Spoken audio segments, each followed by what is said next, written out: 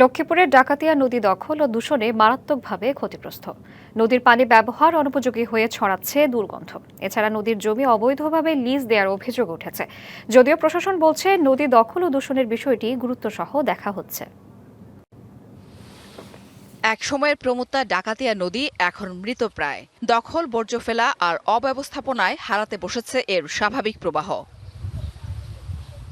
নদীর পানি এতটাই দূষিত যে তা ব্যবহার করা যাচ্ছে না। পানিতে ময়লা জমে দুর্গন্ধ ছড়াচ্ছে পুরো এলাকায়।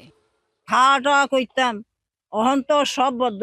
পানি খুব অসুবিধার জন্য ময়লা গন্ধতে পানি এখন পানি তাও না, পানি আর দরকার না। সব বাচ্চা বৃদ্ধ যারা আছে সবাই অসুস্থ হয়ে পড়ে, অ্যালার্জি, চুলকানি, এই পানি আমরা ব্যবহার করতে পারি না।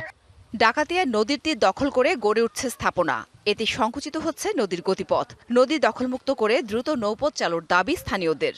লক্ষ লক্ষ টাকা খরচ করে বেড়ার নদী পরিষ্কার করছে, আবার জাগ দিয়ে নদীটারে আটকিয়ে দিচ্ছে কচুরিগুলারে। যদি কস্তুরীগুলো ক্লিয়ার থাকে তাহলে গাংটাও ক্লিয়ার থাকতো। সবাই অনেক হাজার হাজার লোক পানি নিয়ে বসবাস করে, পানি ব্যবহার করে। ঈদ আসবে, সাথে ক্যাশব্যাকও আসবে। নিজের বা প্রিয়জনের জন্য কেনাকাটায় এবারও নগদ পেমেন্টে পাচ্ছেন দারুণ ক্যাশব্যাক। তাই যাই কিনুন, পেমেন্ট করুন নগদে।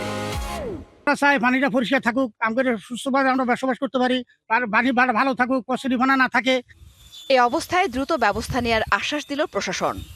মূলত ডাকাতিয়া নদীকে ঘিরে আমাদের উপজেলা প্রশাসন এবং রায়পুর পৌরসভা উভয়ের একটি পরিকল্পনা রয়েছে। ইতিমধ্যে পরিকল্পনার বিষয়ে আমি ঊর্ধ্বতন কর্তৃপক্ষের সাথে আলাপ করেছি এবং আমাদের সংশ্লিষ্ট সভায় আমি বিষয়টি উপস্থাপন করেছি।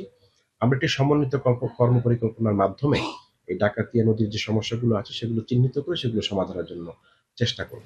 স্থানীয়দের আশঙ্কা, ডাকাতিয়া নদী রক্ষায় দ্রুত পদক্ষেপ না নিলে ক্ষতিগ্রস্ত হতে পারে এই অঞ্চলের কৃষি ও ব্যবসা বাণিজ্য। DBC news desk.